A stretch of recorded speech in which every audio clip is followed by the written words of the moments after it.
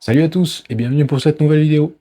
Alors aujourd'hui je vous fais un débrief de mon premier cross qui a eu lieu il y a 2 semaines et puis je vais voir ce que ça m'a appris pour la suite de la préparation. C'est parti!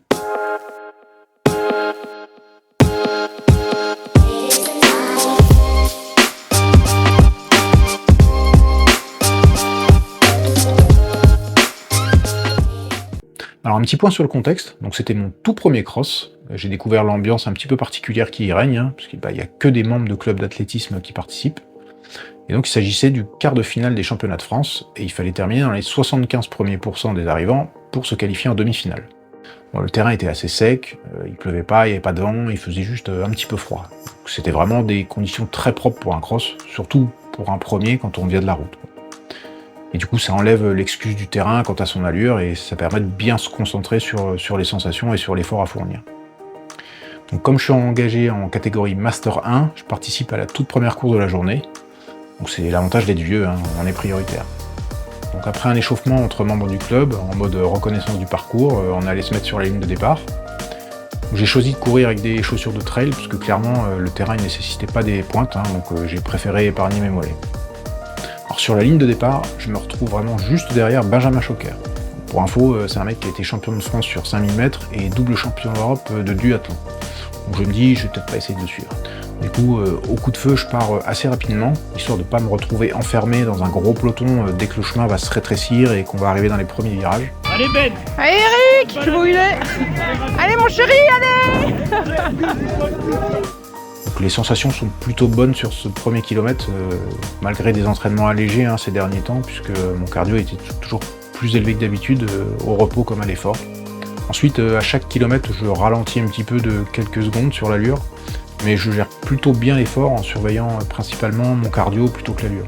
Parce que en fait, même si le terrain est sec, il y a quand même pas mal de relances à faire. Il y a un passage dans l'herbe où les appuis sont un peu moins stables que sur les chemins. Il y a 2 petites montées également qui font travailler un peu les quadriceps et qui ralentissent. Donc on n'arrive pas vraiment à se trouver dans un rythme de croisière en fait. Alors les kilomètres ils défilent et je me fais remonter petit à petit par certains coureurs.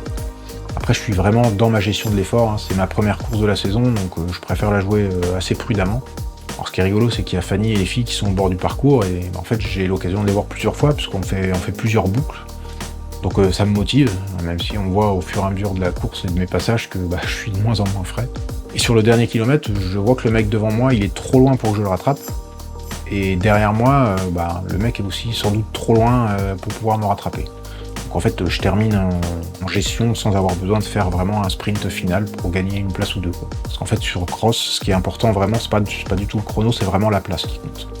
Alors globalement, pour ma première expérience sur cross, je pense que ça s'est plutôt bien passé. C'est resté un effort assez constant où j'ai réussi à contrôler, donc c'était parfait pour voir où j'en étais vraiment physiquement. Donc au final, je termine à la 60e place sur à peu près 150 participants. Donc ça veut dire que je vais aller en demi-finale, demi-finale qui aura lieu le 15 février à Sarrebourg. Et du coup, pour cette prochaine course, il va falloir que je travaille sur plusieurs choses. Déjà, accepter un petit peu plus l'inconfort pendant la course pour pouvoir essayer de rester collé au mec qui me double et pas me faire grappiller des places petit à petit. Et puis il faudra aussi que j'accepte que le cardio il est susceptible de monter assez haut, notamment s'il y a des montées ou si les appuis sont un peu plus difficiles que sur du sol dur. Parce que je sais qu'après j'aurai des moments où je pourrais contrôler un peu plus et faire redescendre un petit peu le cardio. Donc voilà, il faut pas s'affoler si le cardio monte haut par moment. Et alors forcément, qui dit demi-finale dit possibilité d'aller en finale. Mais bon, je me fais pas trop d'illusions, je sais très bien que j'ai pas le niveau pour aller jusqu'en finale, que ce soit d'un point de vue individuel ou même en équipe. Parce que oui, à partir des demi-finales, il y a un classement d'équipe. Alors comment ça marche?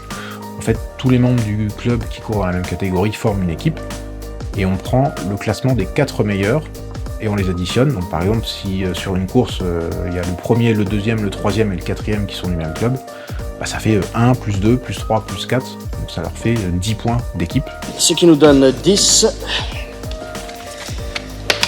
Le compte est bon. Donc la meilleure équipe, c'est celle qui a forcément le moins de points. Donc il y a les 3 meilleures équipes qui sont qualifiées pour les finales. En sachant que si vous êtes 5e d'une équipe, vous êtes aussi qualifié. Et tous ceux qui sont qualifiés en équipe, en fait, ils ne sont pas qualifiés en tant qu'individus. Ça veut dire que s'il y a 20 places individuelles, mais si dans les 20 premiers, il y en a 15 qui sont qualifiés en équipe, Ça veut dire que ça libère 15 places qualificatives pour les 15 suivants dans le classement. Mais je pense que même avec ça, ça suffira pas. Par contre, les filles de notre club, elles sont très fortes, et je pense qu'elles peuvent prétendre à une place en finale, notamment déjà parce que l'année dernière, elles avaient réussi à y aller.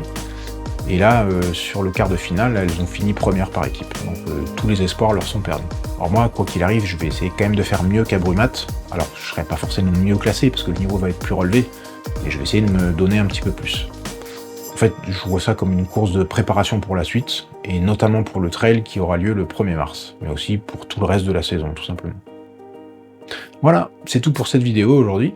Donc n'hésitez pas à vous abonner, et puis posez-moi des questions en commentaire si vous avez des questions sur le cross ou sur n'importe quel sujet course à pied. Je serai ravi d'y répondre. Et je vous dis à bientôt!